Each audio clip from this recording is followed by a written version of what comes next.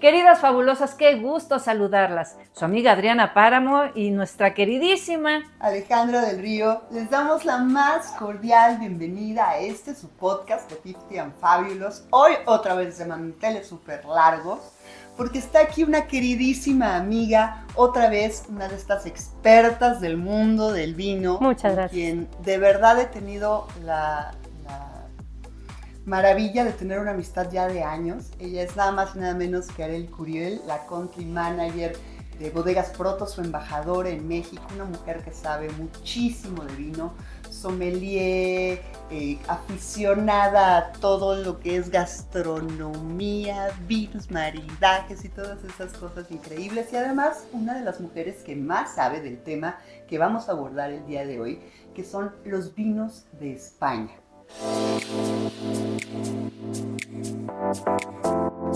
Para nosotros era muy importante, después de haber tenido una introducción a los vinos mexicanos con otra amiga sommelier, hablar de estos vinos que son como los de más tradición en México, ¿no, Arely? Claro que sí, Ale, muchísimas gracias antes que nada por la invitación. Hablar de vinos pues siempre es bonito, ¿no? Porque buena comida, buen vino, buenos amigos, pues nada más maravilloso. Y bueno, y una marca que además pues es muy representativa de vinos españoles, nada más y nada menos porque es la marca pues que da origen a la denominación Ribera del Duero, que de hecho su historia comienza antes de que se creara la denominación de origen Ribera del Duero. Pues Protos comienza elaborando vinos desde 1927 y la denominación de origen se crea en 1982. Entonces, pues ya es una bodega emblemática y como tú bien dices, qué bueno hablar de vinos mexicanos, porque pues como mexicanas pues tenemos que saber del vino mexicano. Qué bueno también tener referentes españoles, como en este caso, ¿no? Una bodega de mucha tradición. La referencia, realmente, Adri, pues es lo español, o sea, tenemos toda esta raíz española, ¿no? Por supuesto. ¿Qué tal en gastronomía? O sea, cualquier platillo que tú pruebes en cualquier restaurante, sobre todo las cartas en México, ¿no? ¿Qué te encuentras? Son muy parecidas a lo que comes en España también, pero quizá, fabulosa, tú te estás cuestionando, bueno, ¿y como para qué quiero saber yo de vinos si normalmente no estoy tomando un vino? ¿Para qué voy a profundizar? Fíjate que tengo una querida amiga que de pronto estaba en un entorno donde había muchos hombres y ella era la única mujer y dijo, de pronto se convierte en un club de Toby y ¿qué voy a platicar yo? Y decidió hacerse sommelier porque el hecho de que tú puedas tener o iniciar una conversación hablando de vinos es un tema cultural, es un tema que te da plática. Entonces quédate con nosotras, dale like, por supuesto, suscríbete a nuestro canal y escucha todo lo que tenemos que decir porque son temas muy interesantes que te van a dar un tema de plática y hacer más amenas las conversaciones que tengas. Pero además ya hoy en día, antes sí me daba la impresión que esta barrera de la mujer en el vino. Correcto, correcto. Pero poco a poco yo creo que ya somos más las mujeres sí. que bebemos vino. Por estadística ya somos más las mujeres que bebemos vino, pero encima de todo es este nivel que ha renacido en cultural en las mujeres sobre que no es nada más, o sea, no es las mujeres se encargan de la comida y los hombres se encargan de la bebida, no, ya las mujeres están pensando con qué vinos van a maridar todas estas cenas importantes y cómo hacerla y demás, más allá de la gente que profesionalmente nos hemos dedicado a alguna cuestión alrededor del vino, que además es un mundo encantador, pero también todas nuestras fabulosas tienen cenas y cosas importantes que hacer y hoy les vamos a hacer las recomendaciones de mis vinos sin duda favoritos españoles de Ribera del Duero y vamos a platicar un poco también con qué los vamos a maridar. Es correcto, claro que sí. Pues ahora sí te voy a patear el balón porque nos platicas un poco de entrada pues de la denominación, ¿no? Con todo gusto, mi querida Ale. Y hemos tocado un punto súper importante. ¿Por qué nosotras debemos de saber de vino? Yo creo que cuando yo comencé en este tema del vino, empecé cuando todavía era un mundo muy de hombres, ¿no? De caballeros y acá, y no, está como vedada esa información.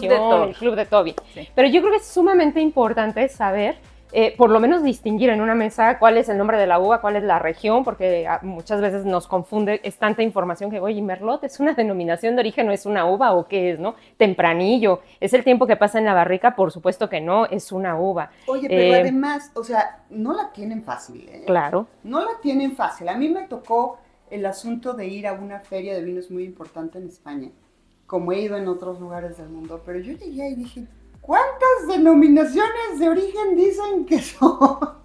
O sea, sí, saber de todas, amiga, perdón, pero pues es muy complicado. No, claro, no, y no estamos obligadas a saber de todas las denominaciones de origen, pero sí tal vez diferenciar en una etiqueta a qué se refiere la uva o a qué se refiere una denominación de origen. Okay. La uva, pues, es la materia prima con la que se elaboran los vinos, porque todos los vinos provienen de una uva. Malamente por ahí de pronto se dice que un vino puede ser un vino de limón o vino de fresa, pero esas son bebidas saborizadas, queridas amigas. En realidad, los vinos siempre provienen todos de uva, porque el vino es el producto de la fermentación de un jugo de uva. La fermentación total o parcial, así lo definimos. Cuando la fermentación es total tienes un vino seco, cuando la fermentación es parcial es un vino más dulcecito. Y he tocado un tema importante porque en México somos el país número 1 en consumo de azúcar y edulcorantes, entonces todo lo queremos dulce y mis queridas amigas, los vinos son secos. ¿Por qué? Porque la fermentación es cuando el azúcar se transforma en alcohol por medio de unos microorganismos que andan por ahí que se llaman levaduras. Entonces las levaduras se comen el azúcar, generan alcohol.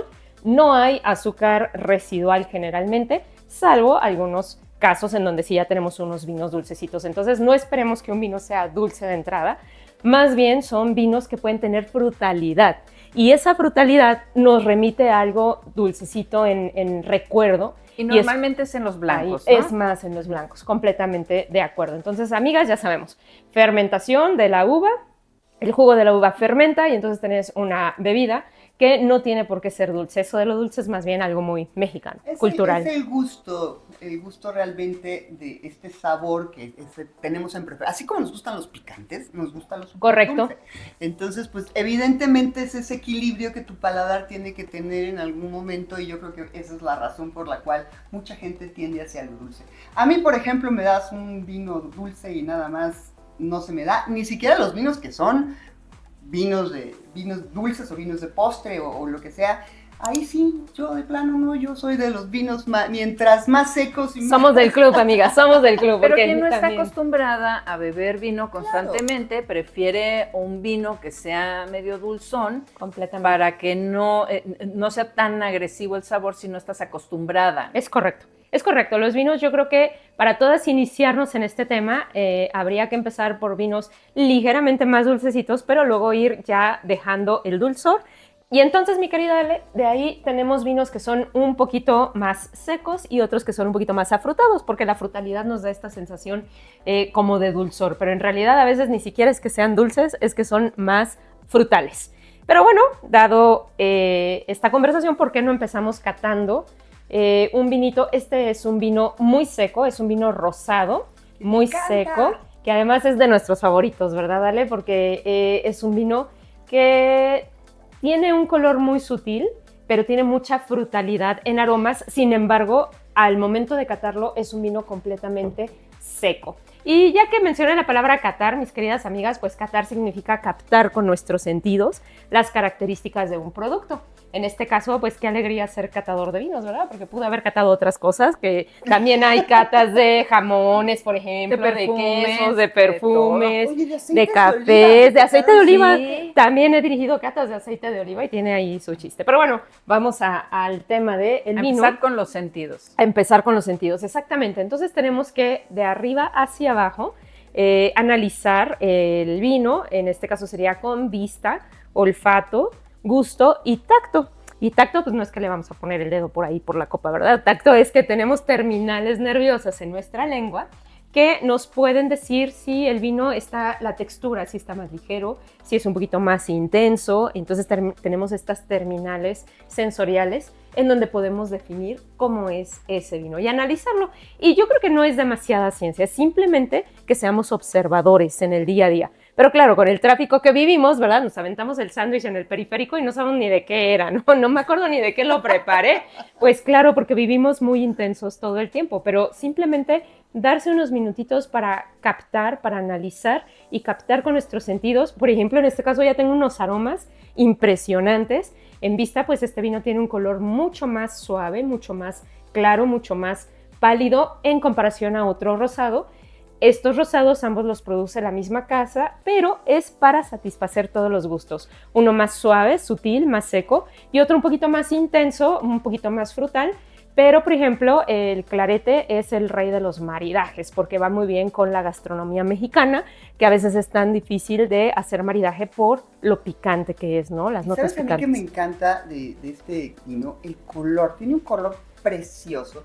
Es un color como tirando a oro viejo, ¿no? Ajá. Como un oro viejo. Es correcto, ¿cómo lo con ves, salmón.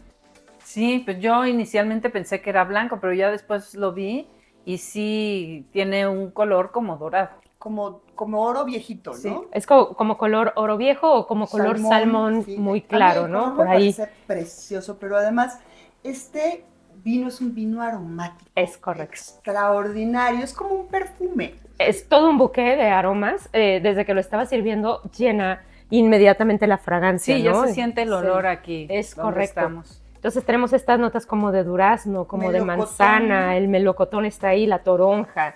Y bueno, claro, pues amigas, a veces me han dicho en algunas catas, ¿cómo es que tienes esos aromas los percibes tan rápido, ¿no? Pues es un poquito de entrenamiento, pero también, como mencionaba hace un momento, ser observadores, ¿no? Cuando en el día a día a veces no nos ponemos a reflexionar qué ingredientes lleva nuestro platillo, y simplemente poner un poquito de atención en lo que estamos probando. Y en este caso, pues yo me quedaría con notas de frutas sobre un fondo floral, porque por ahí también hay algunas notas florales. A mí me da de pronto también como esta florecita, ¿no? El regaliz, el anís. Es ¿no? correcto, Como tenía una- estos una aromas como de cosita anís, alisada. como de jazmín, Jazmín. ¿no? Ese aroma bien floral. Intenso, sí, pero el intenso, pero muy jazmín es intenso. Pero floral. fíjate, dime si no, es como un perfume. O sea, este vino en particular a mí me fascina, yo lo bebo muchísimo.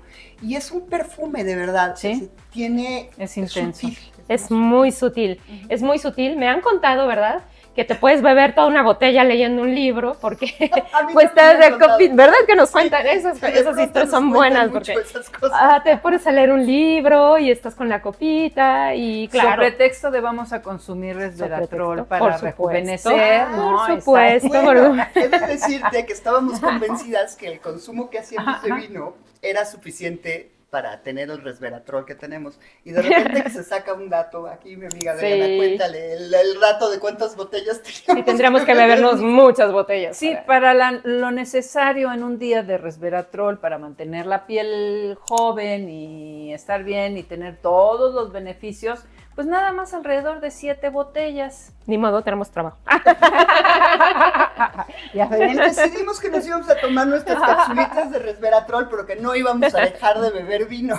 Es correcto. Además, siempre pues promovemos el consumo responsable, ¿no? Yo creo que con los alimentos no hay nada más sano que una copita de vino. Es más bien cultural, que a veces queremos precisamente acumular las 5 copas de la semana y bebernos las 5 botellas juntas, ¿verdad? Además, Más bien precisamente en moderado. Europa acostumbran, fíjense qué curioso, a enseñar a los niños desde que Claro. entran más o menos bueno, muchas veces desde chiquitos, pero cuando entran en la adolescencia, Correcto. les enseñan a tomar vino porque cotidianamente a la hora de la comida se acostumbra a beber una copa de vino. Es correcto, es más bien gastronómico. Siempre tenemos que relacionarlo con la gastronomía, con lo que vamos a comer, que acompañe un buen platillo. Por ejemplo, se lleva de maravilla con unas croquetas de jamón serrano, se lleva de maravilla con un carpaccio de entraditas, por ejemplo, o es un vino que tiene solamente 12,5 grados de alcohol.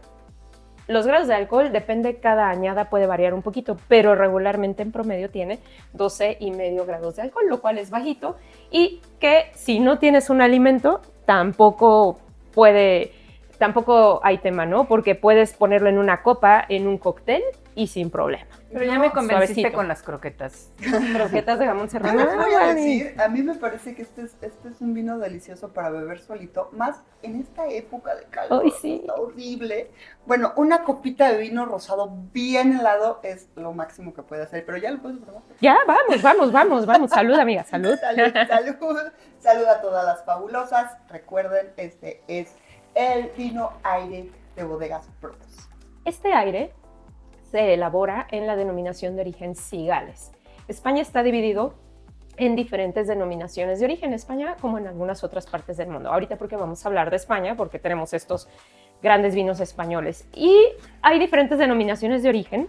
Una denominación de origen es el lugar específico de dónde proviene el producto, pero que además hay una reglamentación que te dice qué uvas sí puedes cultivar, que te dice cuánto tiempo deben de pasar los vinos en la barrica, en la botella, qué cuidados debes de tener en el campo. Entonces, si tienes un lugar específico con una reglamentación, porque a veces me dicen, es el lugar de donde proviene, pero la reglamentación eso ayuda también, a que ¿no? tengan como un control de calidad muy importante, porque pues de pronto todo el mundo quería hacer vinos de La Rioja, de estas grandes denominaciones que son mucho más conocidas. Claro. Pues sí, pero tuvieron que poner reglas para que finalmente tuviera el vino en general una calidad lo suficientemente grande como para poderse apellidar Cigales, como en este caso, Cigales, o Rioja, Rueda, o Rivera, o claro, Toro, o del lugar Rías de Baixas o de cualquier denominación de origen. Entonces tenemos este lugar específico con una reglamentación que te dice, pues, rendimientos por hectárea, bueno, un montón de cuestiones.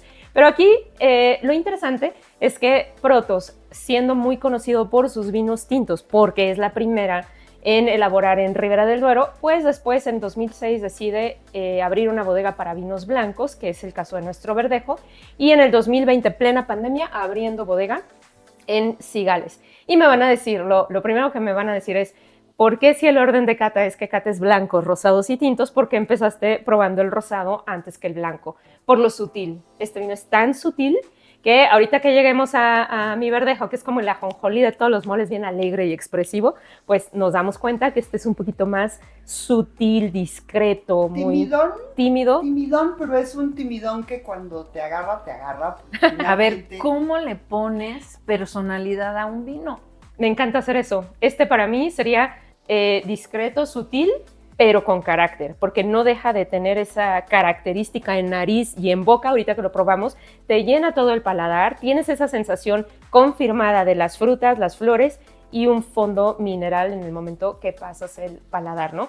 Y, por ejemplo, el Verdejo para mí es alegre y divertido, ¿no? Entonces, mientras este es discreto, sutil, el otro es súper divertido. Por ponerlo así, para mí el aire es un vino que es suntuoso, que llega, te acaricia en boca, sin atacarte. ¿Es una relación? Es una relación.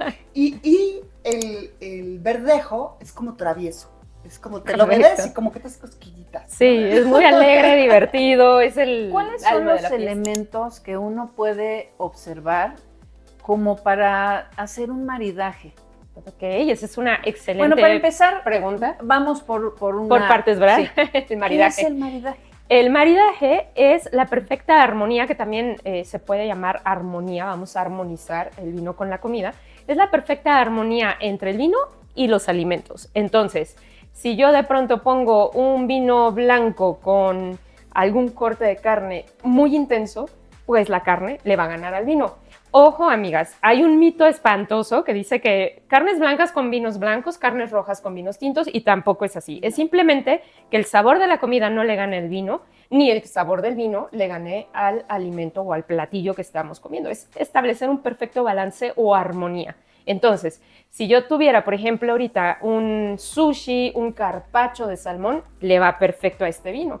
Pero si yo le pongo un reto así como un rib eye con caramelizado, que hasta se me antojó, pero ese le iría perfecto a uno de mis tintos. Pero en el caso del aire, pues sí, le va a ganar la comida y vas a sentir que comiste, pero no bebiste nada, ¿no? Un vino rosado se lleva mejor con todos los alimentos que, por ejemplo, un tinto o un blanco. Fíjate que se lleva mucho con los alimentos picantes. Se lleva mucho mejor un vino rosado con los picantes, que en México ese es el tema, ¿no? A veces queremos ponerle a una cochinita pibil o a un mole un vino tinto intenso, que porque entre más fuerte el sabor es mejor, sí, pero excepto los picantes, porque los picantes requieren también acidez que nos refresquen el paladar, porque si no, entonces los taninos, los vinos tintos tienen un tercer elemento, porque en los blancos y rosados, pues tú catas acidez y alcohol y que esté en equilibrio, pero en un rosado ya intenso o en un tinto ya entran los taninos, que es esta sensación de astringencia que te seca todo el paladar.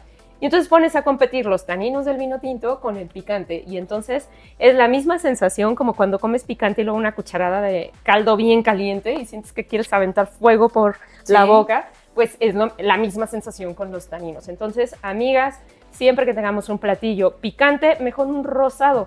Lo que pasa es que el rosado a veces está como visto como que es un intento de Ay, vino es un vino de tinto, señorita. es de mujeres, es de... Pero en realidad hay vinos rosados espectaculares y para todos los gustos. Aquí tenemos dos completamente diferentes, de perfil más sutil y de perfil más intenso, dependiendo lo que vamos a servir, dependiendo con quién lo vamos a beber, dependiendo si es con este libro que mencionábamos hace rato, ¿no? Leyendo en la terraza, en el silloncito con tu copita de vino, o si es más bien para un maridaje con chiles en nogada, cochinita pibil, eso le queda mucho mejor, un rosado intenso, sobre todo cuando tenemos esta nota picante, como mencionaba anteriormente. Y pues Cigales es una denominación de origen poco conocida, pero especializada en elaboración de vinos rosados. No va a ser muy técnica, pero simplemente por mencionar los tipos de suelo, las uvas, todo eso hace que en contexto tengamos una denominación de origen perfecta para elaboración de vinos rosados. Y por eso es que Protos, pudiendo elaborar su rosado en Ribera del Duero, que nada costaba, tiene todas las instalaciones, tiene un gran prestigio. Tiene unas instalaciones espectaculares. Hermosas, hermosas, pero dijo, los rosados para mí no es uno más de mi catálogo, son los vinos rosados y hay que elaborarlos con la calidad que tiene Protos. Y por eso es que tiene una bodega especializada en vinos rosados, al mejor enólogo Pedro, que le mandamos saludos, y pues obviamente tenemos grandes vinos rosados. Y esa es la historia del vino rosado. Pues este vino es una delicia, 100% recomendable. Yo francamente creo que este es un vino que no te queda mal jamás. Así se los voy a poner de clarito. Es un vino que te hace quedar bien siempre. Si lo sirves así en una cenita, si lo sirves en una gran gala, siempre este Protos todo el mundo te lo acaba aplaudiendo. Y como decías, Ale, muchas gracias. Como decías también, el tema del calor que está haciendo ahorita, calores históricos en la Ciudad de México, pero va muy bien para refrescar, también para cóctel, es decir, copa de bienvenida, tengas o no alimento, te va muy bien, ¿no? Y ya de ahí, pues obviamente nos vamos subiendo en intensidad. Entonces nos iríamos en intensidad con este blanco, que como les digo, el protocolo nos dice que primero se sirven los vinos blancos, luego los rosados, bueno, de hecho primero son los espumosos, luego los blancos, luego los rosados y luego los tintos. Ese es como el protocolo o el orden correcto, espumosos, blancos, rosados, tintos y de postre o generosos. Pero hoy nos brincamos o invertimos el rosado por ser un rosado muy sutil y muy suave. Pero ahora nos vamos con este blanco que se llama Protos Verdejo. Verdejo es la uva. Amigas, siempre tenemos generalmente el nombre de la bodega, en algunas ocasiones el nombre de la uva, en este caso Verdejo es la uva, y luego la denominación de origen, que en este caso está acá abajo, que es Rueda, y la añada, que es el año en que se cosecharon o se recolectaron las uvas del viñedo. A mí me ha sorprendido Rueda con la calidad de los blancos, es algo fuera de serie. Y nuevamente regresamos a los tipos de suelo, ¿no? Aquí Rueda se llama así porque su tipo de suelo es canto rodado, es como una piedrita de río que va rodando, dijera nuestra canción, rodar y rodar, entonces va rodando y se queda redondita, y este tipo de suelo, canto rodado, tiene la peculiaridad de absorber los rayos del sol durante el día y quedarse térmica. Entonces por la noche, cuando empieza a bajar la temperatura en el resto de la tierra, esta piedra se queda calientita, y por eso tenemos aquí 13 o hay años que hasta 13,5 grados de alcohol.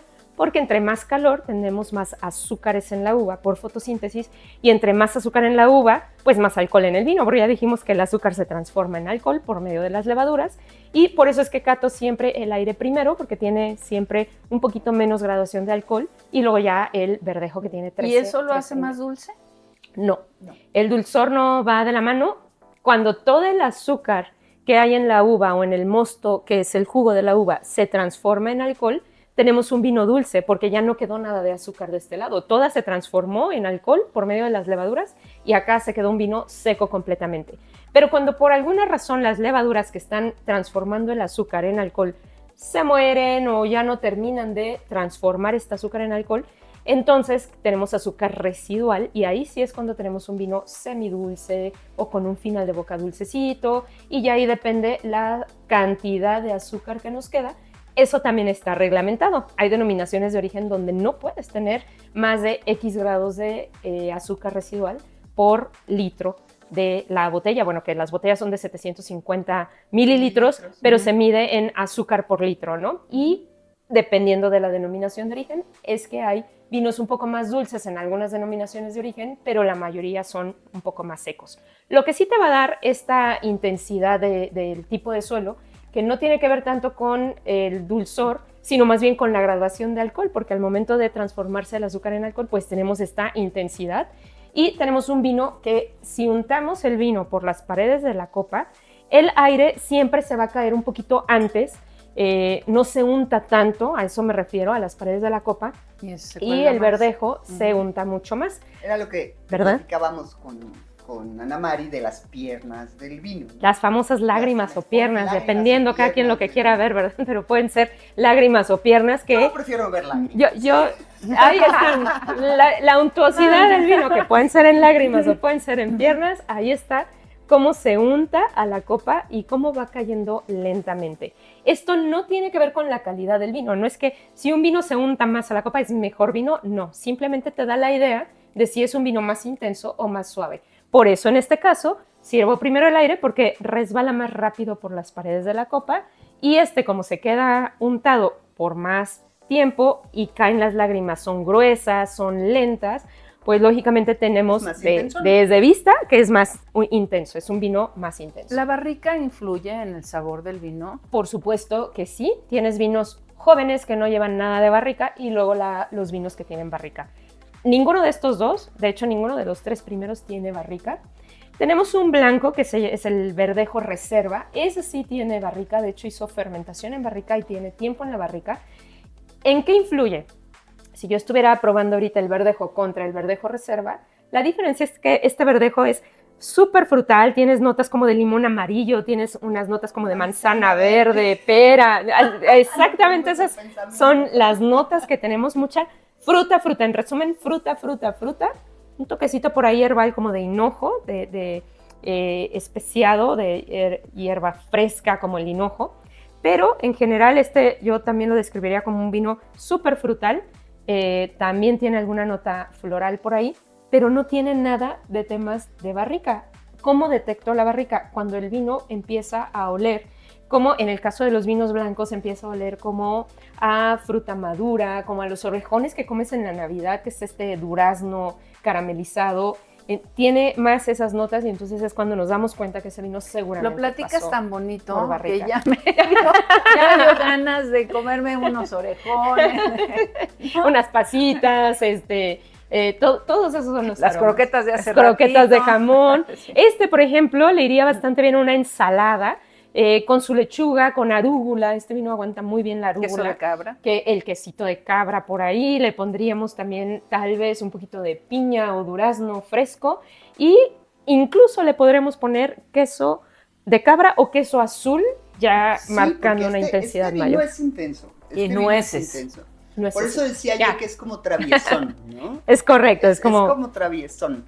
traviesillo él. Entonces tenemos estas notas intensas. La intensidad en aromas la podemos medir qué tan lejos tienes que tener la copa para saber o detectar que hay aromas, aunque no sepamos a qué huele, ¿no? A lo mejor en ese momento no distinguimos el durazno o la manzana, pero desde aquí yo percibo aromas sin problema, entonces tiene una intensidad aromática alta, porque es bastante el aroma. Y bueno, quiero aprovechar para mencionar que estamos estrenando añada, Ale. Me traje la primer botella añada También 2023. me tocó estrenar en una cata que hicimos en línea, porque nos aventamos la locura de hacer una cata en línea en pandemia.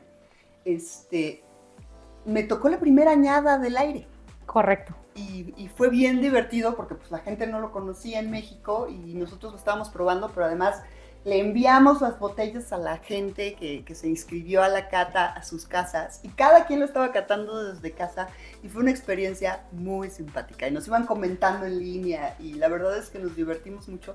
Nos surgía, porque ya nos surgía hacer algún tipo de socialización aunque fuera a distancia. Ay, sí, qué tremenda fue bien pandemia. divertido, pero justo recuerdo que nos tocó la primera añada del aire. Siempre exclusiva, Sale, por favor. Muchas gracias, de verdad. Esta añada es la primera botella de 2023 que estoy descorchando en México y ¿qué creen? Que la revista Wine Spectator, que es una prestigiada revista de vinos, pone calificaciones y esta añada la ha calificado con más de 94 puntos. Es uno de los 11 vinos blancos españoles sobresalientes, espectaculares, según lo determinó la revista Wine Spectator.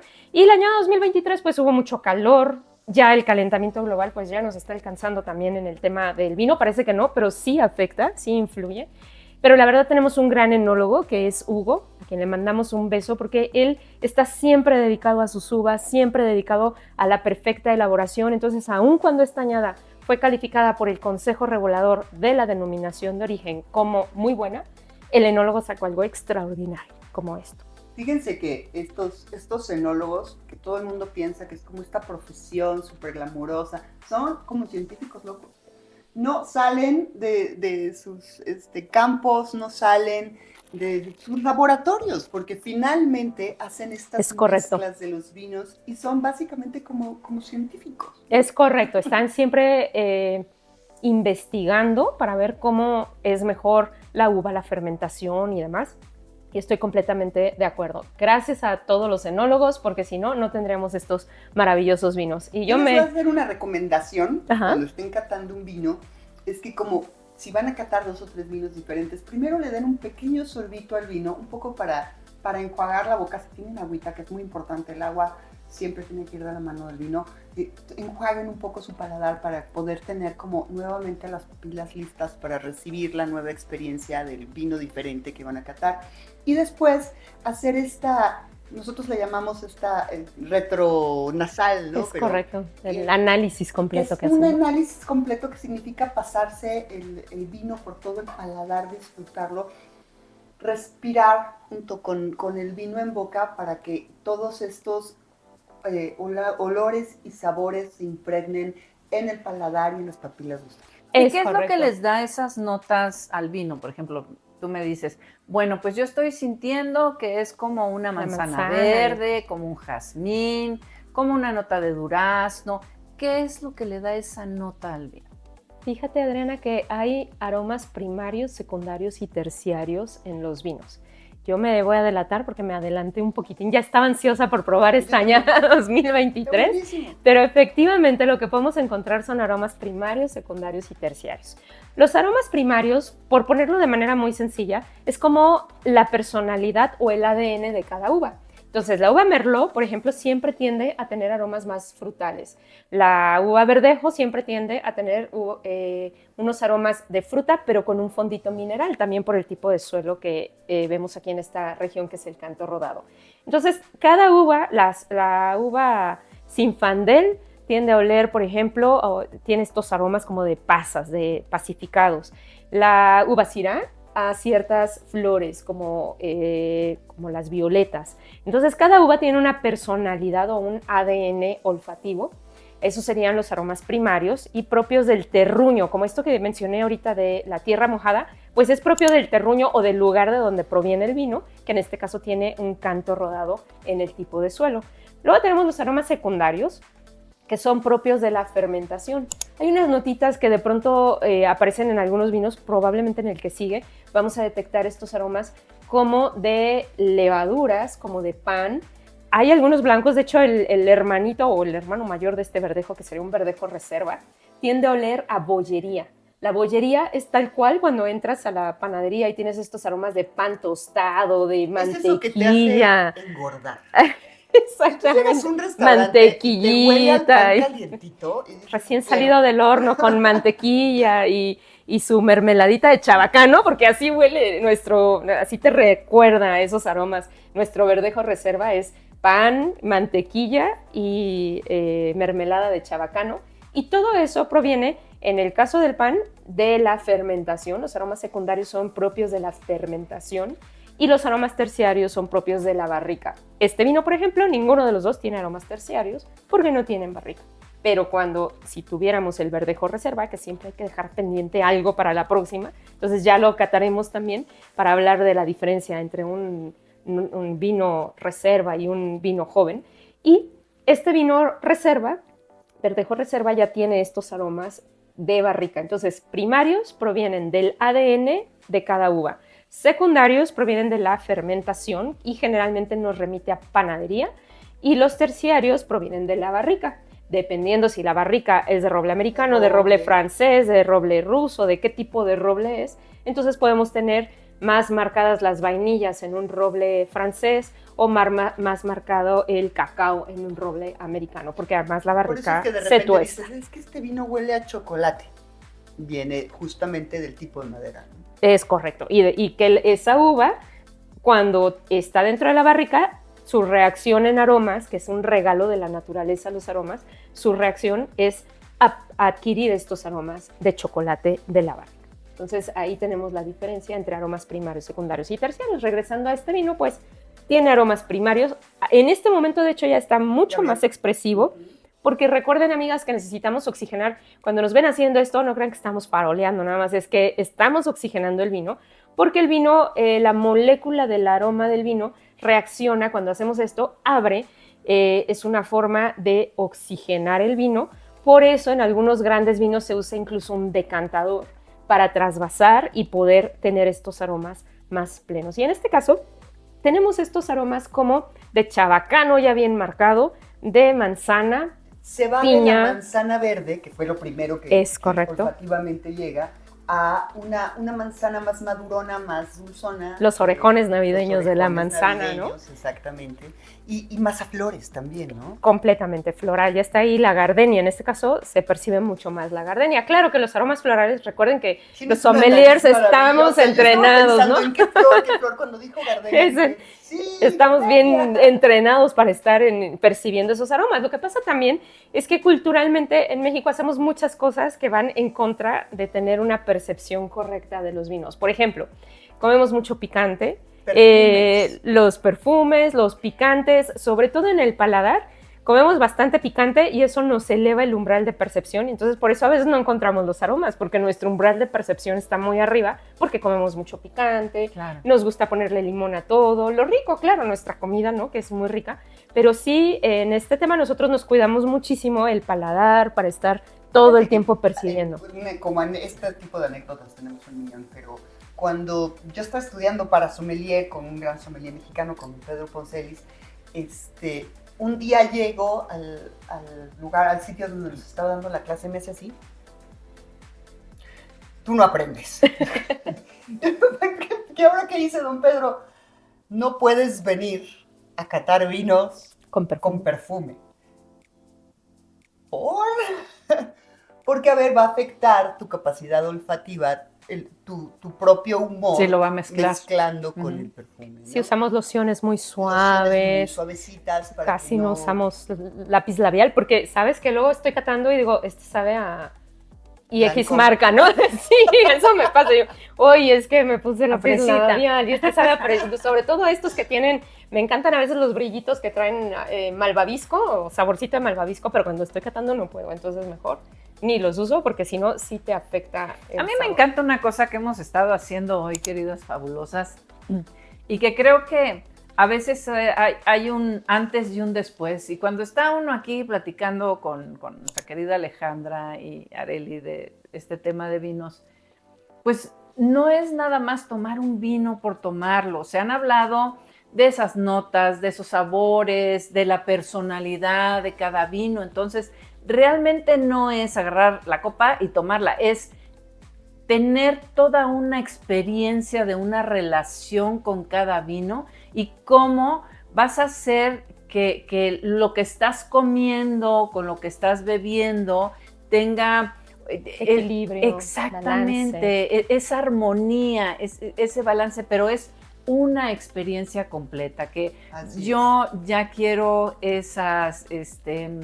ese jamón serrano, ¿no? En esas croquetas, esa ensalada. Y hablando de maridajes, justamente, ¿con qué me maridaríamos el verdejo? Este verdejo puede ir muy bien con una ensalada, incluso con estas notas de arula, que es muy intenso ese sabor, pero hace un momento mencionábamos la preparación de la ensalada y demás, pero también podría ir muy bien con un pescado bacalao, por ejemplo, que ese sabor muy intenso y este sabor del bacalao, la intensidad del sabor le puede ir bastante bien. En cambio, si le pongo el bacalao al aire, probablemente el sabor del bacalao, dependiendo la preparación, le va a ganar. El maridaje es lograr un equilibrio. Que cuando bebes el vino y comes el bocado, en un momento dado tu tus papilas gustativas no se quejen, o sea, que sientan un equilibrio. No haya un cambio tan brusco. Es correcto. No sea brusco. De hecho, hace rato, Adriana, me preguntabas qué factores se pueden tomar en cuenta para hacer un maridaje. Nada más voy a checar que esta botella esté todo en orden. ¿Qué factores podemos tomar en cuenta para un maridaje? Fíjate que hay que tomar en cuenta la intensidad del vino, el equilibrio que tiene el vino, la acidez, porque hay vinos que son más ácidos, hay vinos que tienen más taninos, que es esta sensación de astringencia.